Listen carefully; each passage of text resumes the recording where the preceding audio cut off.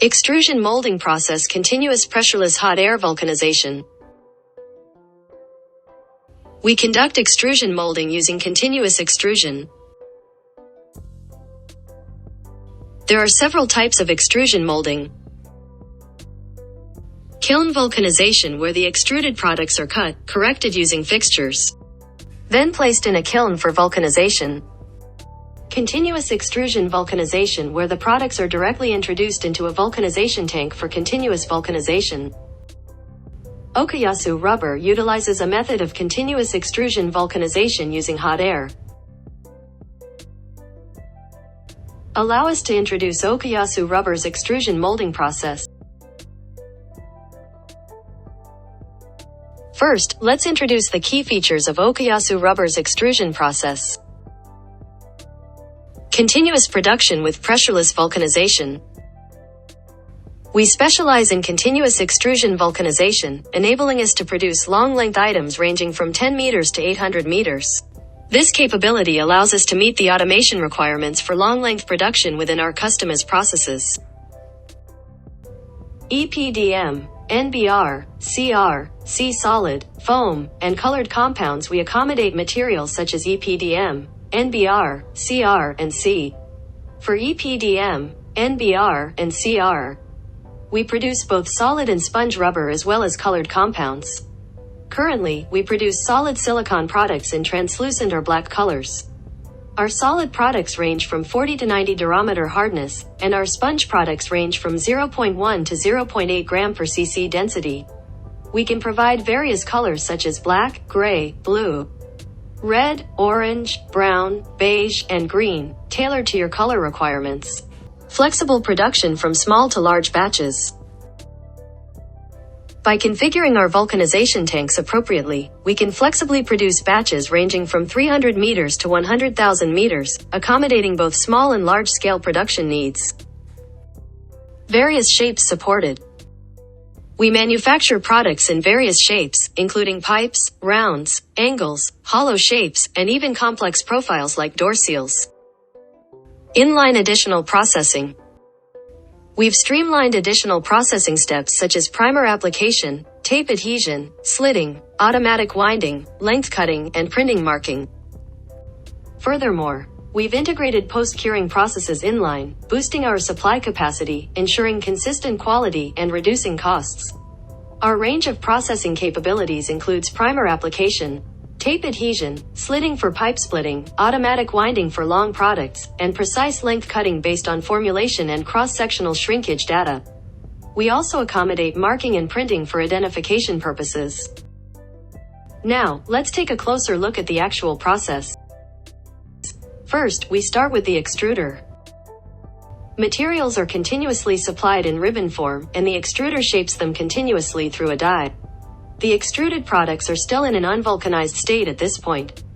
They are then introduced into the vulcanization tank, where heat is applied to initiate the vulcanization reaction.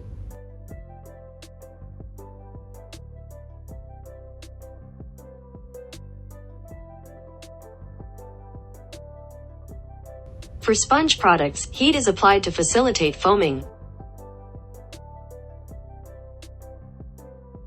Upon exiting the vulcanization tank, the products are fully vulcanized or foamed. After molding, they are cooled through a cooling tank.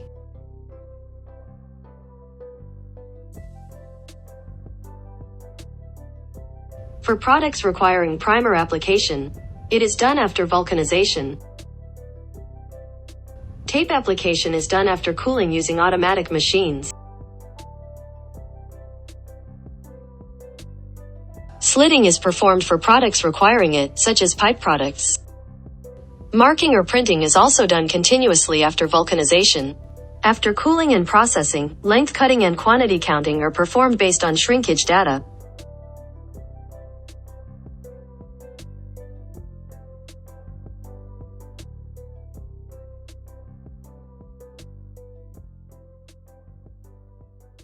For long-length products, automatic winding machines are used. This completes the extrusion process.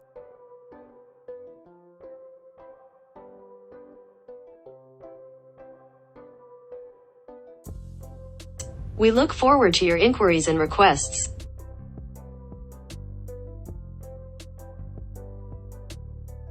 Material refinement process, kneader and roll mixing.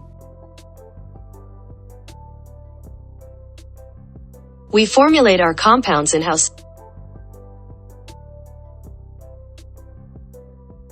There are 2 stages. A mixing, which involves blending polymers and carbon, and B mixing, which involves blending reactive agents like sulfur, foaming agents, and accelerators. We design the formulation starting from a mixing, which is done by a cooperative company, and then B mixing is carried out in-house. Let's begin by highlighting the distinctive features of Okayasu rubber's refining process. We employ pelletized chemicals for formulation weighing.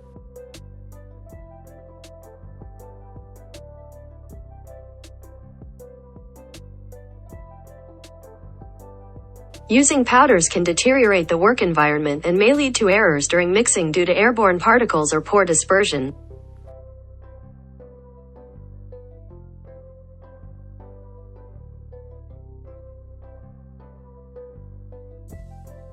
Pelletization ensures stable mixing.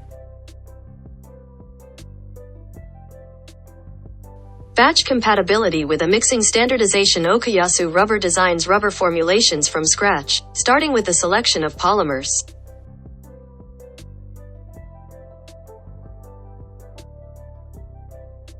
By standardizing a mixing formulations that can be applied across various standards such as automotive, low voltage, and Gs, and making fine adjustments in B mixing.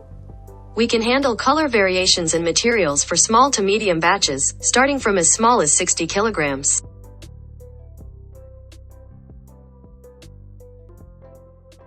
Efficiency and stability through combined nip and roll mixing. We conduct mixing using a 75L kneader and an 18-inch roll. Utilizing both simultaneously allows for time savings and better temperature and time management, ensuring stable quality. Quality assurance through curemeter and Muni viscometer. After mixing, materials undergo quality assurance using a curemeter and a Muni viscometer. Maturation in temperature-controlled room and expiry date management. Once inspection is complete, materials are stored in a maturation room. Rubber materials are stabilized by returning them to room temperature after mixing, and their expiration dates are managed before being used in production. Now, let's take a closer look at the actual process. Materials and chemicals determined by the formulation are weighed using barcode technology and weighing machines for accurate measurement. After weighing, they are transported to the mixing area on trolleys. Materials are fed into the kneader for mixing. The kneader utilizes 2 rotating blades to shear the materials while increasing temperature for thorough mixing. Rotation speed and patterns are managed, and once the set parameters are reached, the mixture is discharged. After discharge from the kneader, the mixture undergoes finishing in the open roll mixer.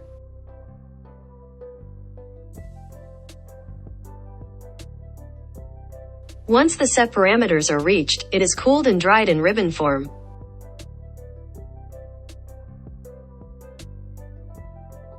The ribbon-shaped mixture is coated with a protective agent for cooling and drying.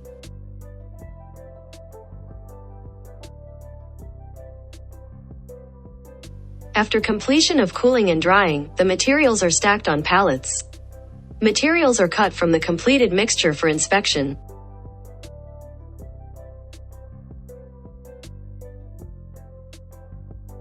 Samples are tested on the curemeter and Muni viscometer to ensure they meet the specified cure curve and scorch time within tolerance.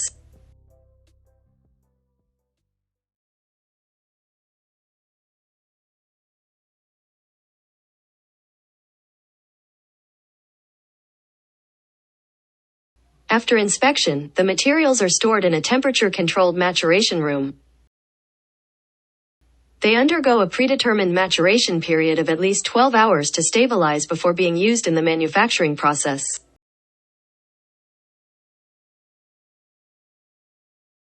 We look forward to your inquiries and requests.